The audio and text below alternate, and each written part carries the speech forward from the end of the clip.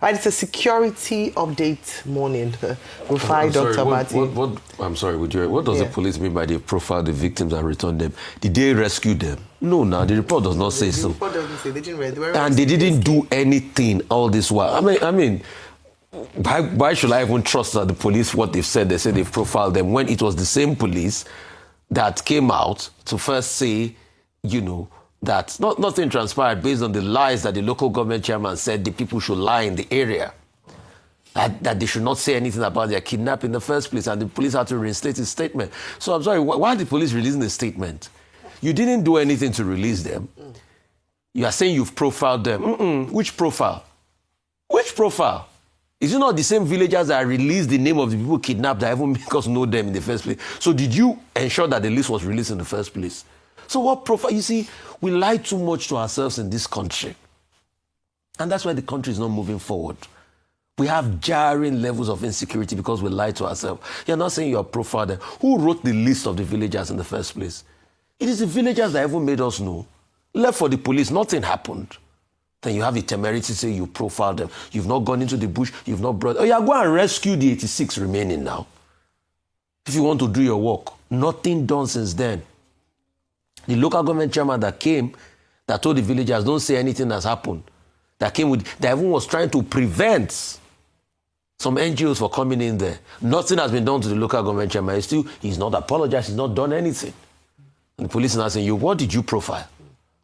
Please, let's stop deceiving us. That's why insecurity is so rampant. So 86 people are still missing. How are we going to get them out? That's the key question. And the day when I was saying there's no security here, I think people thought I was just talking amiss, like I'm stupid. I don't know what I'm saying. Is it not obvious now that the police cannot work at bringing people back home? People finally escaped, and you are saying to us that you profile them. You are taking notes, profile. How about you go into the bush and ensure they are rescued? How about you say, okay, we've tracked the hideout, we've planned an operation, we'll rescue them, and I will come and I will raise my hand and thump my fist in the air and say, I celebrate. I want to celebrate our troops when they do well. Just like when our troops did well in the second story you brought. Sambisa Forest. So I'm so excited. Yeah. That's a good story. Yeah. I praise our troops for that. That's what we want to hear. That is reassuring. But not when the police say you profile them. The ones in Naija that was kidnapped at the start of the year, have they brought them back home? Yeah, not the ones in December from the church. Okay. The ones in Naija, have they brought them back home at the start of the year? That they said, Naija is in two folds. Yeah. The Papiri kids are also part of them. Yeah, do you know some Papiri kids that were brought back were also re-kidnapped in the Naija market incident? So today, we don't even know a profile for all the people that are in the bush that have been kidnapped as a result of this insecurity as we speak in the country today. And the police is saying we profile them, We need to do something. Section 40 talks about the state having, protecting us. They should have the monopoly of violence. We should not be hearing all of this. All right, Dr. Abati. Okay, very quickly. Let me start with the Minister of Defense. That's General Christopher Musa, retired. He was saying on television that he was targeted for elimination by those who planned to have a coup in Nigeria in October. And, initially, the military authorities denied that there was any attempt at a coup in Nigeria. But now they came back in the month of January to say that, indeed, there was an attempt. 42 persons were arrested. 16 persons, are now likely to be arraigned. Now, Nigerians are a bit dismayed that the authorities will first of all deny and then later confirm, which will point to perhaps gaps or perhaps, an attempt at due diligence before proclamation. And it should be saddening for many Nigerians that we're even talking about the possibility of a coup attempt in Nigeria. Now, when you hear, Mali, Burkina Faso, Niger, the countries within the Sahel region having coups, you will say, well, no, it cannot happen here. One of the, delusions that would seem to have been, deflected, eliminated, extinguished, is this assumption that it cannot happen here.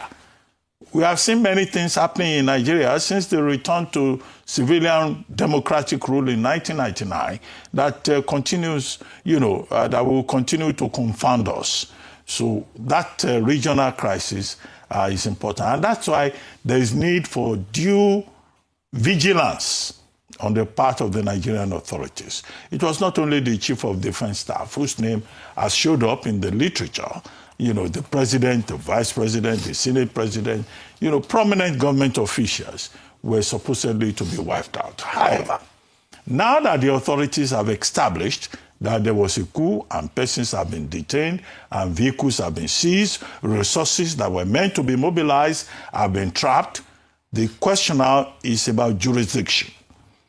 The military is treating it as a matter of discipline within the framework of the Armed Forces Act. Now, concerned legal practitioners are saying, no, we're in a democratic dispensation. The issue about treason or treasonable felony is an assignment for the Federal High Court, and that the matter should be treated in the Civilian High Court.